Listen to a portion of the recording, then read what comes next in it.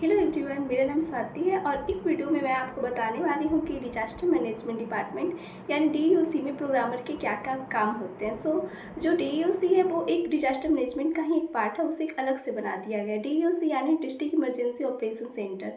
तो जो प्रोग्रामर होते हैं उन्हें डिजास्टर मैनेजमेंट में पॉइंट नहीं किया तो उन्हें डीईओसी में पॉइंट किया जाता है। तो सबसे पहले मैं आपको एक लेटर इशू जो हुआ है वो मैं दिखाती हूँ। ये आपदा प्रबंधन विभाग पटना से ये लेटर इशू हुआ है, प्रोग्रामर, डेटा एंट्री ऑपरेटर और जो आईटी को आईटी गर्ल होते हैं उनसे रिलेटेड कि उनके क्या क्या काम होते हैं। तो उससे पहले मैं आपको लेटर दिखाती हूँ। ओके, सो आप लेटर देख।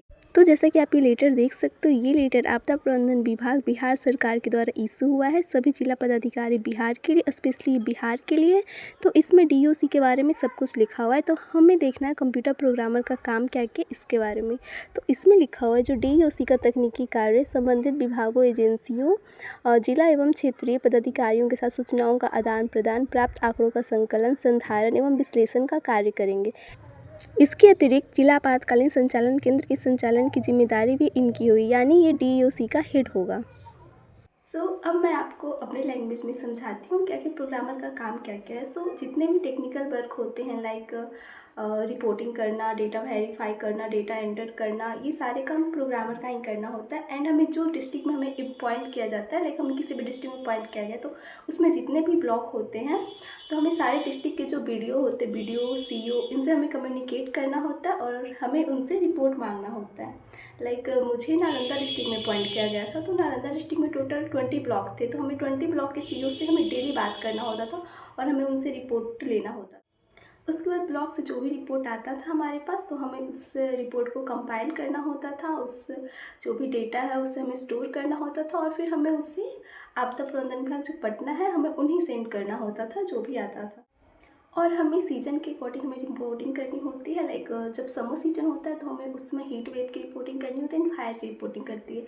इसके बाद फ्लड आता है। तो फ्लड में हमें फ्लड की रिपोर्टिंग करनी होती है, लाइक कहाँ पे फ्लड आया है, नहीं आया है, पार्शियल इफेक्टेड है वो जगह या फुल्ली इफेक्टेड है, हमें इसकी रिपोर्टिंग करनी होती है। एंड जब फ्लड के बाद आता है विंटर सीजन, तो विंटर सीजन में हमें कोल्ड वेव की रिपोर्टिंग करनी होती है कि कहाँ कितना लकड़ी जला या फिर मतलब क्या क्या लोगों के लिए किया जा रहा है, इन सब चीज़ों की रिपोर्टिंग करनी होती है। तो जो ब्लॉक वाले होते हैं वो हमें रिपोर्टिंग करते हैं डिस्ट्रिक्ट लेवल पे, और जब हम हैं डिस्ट्रिक्ट वाले, जो हम डिस्ट्रिक्ट वाले करते हैं स्टेट लेवल पे रिपोर्ट। और जब ह्यूमन या एनिमल का डेथ हो जाता है तो इसकी भी रिपोर्टिंग करनी होती है ह्यूमन लॉस में।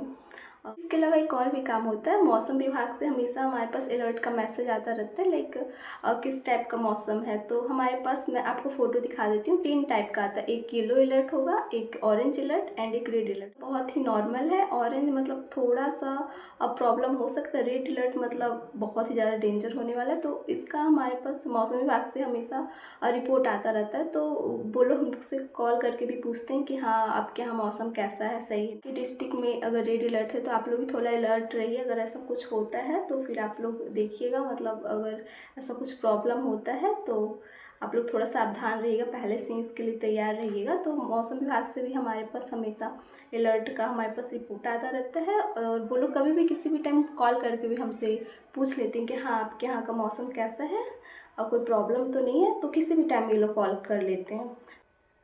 आप पिक्चर में देख सकते हो, ये येलो अलर्ट का है और ये ऑरेंज अलर्ट है एंड ये रेड अलर्ट का। इसी टाइप का मौसम विभाग से हमेशा आता रहता है।